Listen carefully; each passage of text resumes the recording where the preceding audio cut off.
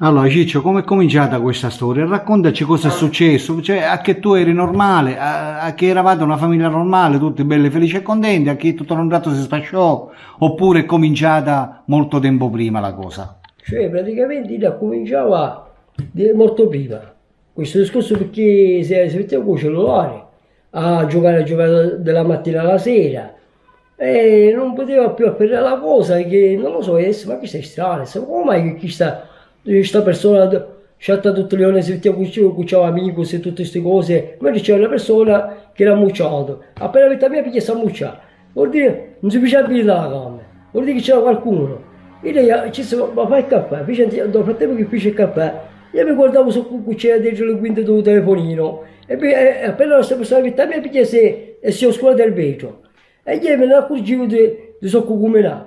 E io ci stavo qua, e infatti poi da qui già, noi sai me le mani, sai me la luce, tu mi chiami che cosa mi guarda il telefono, ci sapeva che c'è qualcuno a muccia. Vedi che poi il tempo ce l'ho dato io veramente, però io ho fatto una beneficenza alla mia compagna, se dai, per te se passò il tempo, con le cose giuste, io non pensavo che doveva andare del male, che doveva fare male a me.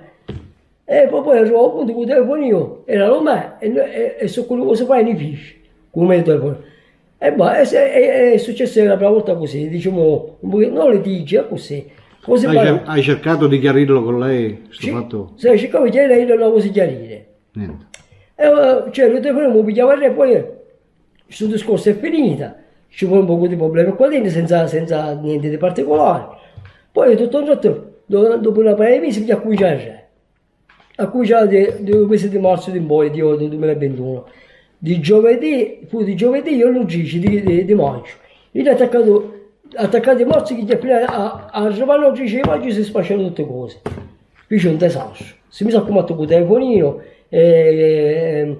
non posso andare oltre perché non è giusto magari, perché è una vergogna. È una vergogna, non è una vergogna, è molto, però per me è tipo una vergogna delle gestioni del video che io ho fatto, anche che era sul divano e faceva cose giuste che quello che ci faceva sempre così, che gliela dincia perché io la circondavo intorno per guardarla, per vedere che movimento faceva questa persona.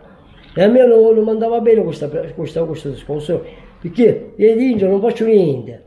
Anzi ci lavavo tutti i vestiti a lei, perché a sua cucina, perché chi non si interessa più della casa, si sta all'avventura, alla bagnulo, ci so come le vene, non cuce più pasta, si andava in bagno pure si portava il telefonino, che è una cosa nuova, che una donna si porta il telefono dentro il bagno, che va a fare bisogno. Certo. So che c'è sotto. Che una donna si porta il telefono dentro il bagno, che cosa c'è sotto? So un po' pesante con un compagno messo un capo di divano. Sì. Vuol dire che c'è qualche cosa che non va, vuol dire che non lo fai vedere su cui scrive a sto tizio, che ne sappiamo so che c'è sotto. E si è sfasciato tutto così, è finito tutto, per colpa sua, non per colpa mia, io colpa non ce l'ho. E poi dopo, e c'aveva un sacco di numeri con il telefonino, di tutto e per tutto, senza nome e manco cognome, sui numeri scritti. Io non lo sapevo, tutti quelli numeri che aveva dal cellulare, lei lo sapeva di chi erano. E lei non parlava, stava sotto la tappa. E vedi che è brutto. E io, oddio, nella vita, sia che donne, sia maschi, c'è un pizzico di gelosia, per carità. Perché quando uno è geloso molto, vuol dire che è una persona, è un ignorante, non è esperto, è un ignorante tutto. Ma però c'è un pizzico di gelosia, c'è sempre, per carità, per tutti, per tutto il mondo è così. E è successo questo. E ora ti ritrovi da solo. Ora mi trovo da solo, però sto bene. Lei, questa persona non so dov'è, non mi interessa, so che vuole fare qua. Io mi sono sistemato le mie cose e sono tranquillo. La casa era, quando se n'è andata era la casa sotto sopra, me la sono sistemata io. Infatti mi hanno regalato questo divano, mi hanno regalato una vicina di casa, ce lo vuoi, Ciccio, ci puoi pigliarlo, ti ho un regalo. Certe cose che sto accettando, come certe cose, e mi aiuto le persone perché io li rispetto. Non ci vai per la malignità, io ci vai. Non sei cattivo. Non sono cattivo, non sono cattivo. Allora, la persona se ci vuole fare diventare diventa cattivo, ma la persona non è cattiva, e manco io sono cattivo. Questa persona si è messa con la malignità e si è comportato male con me, perché io non ci ho fatto mai niente, e lei lo sa. Era persuasa così, e allora niente. E io quando ci diceva, vattene, se te lo vuoi vattene, lasciami in pace, sono qua per fare.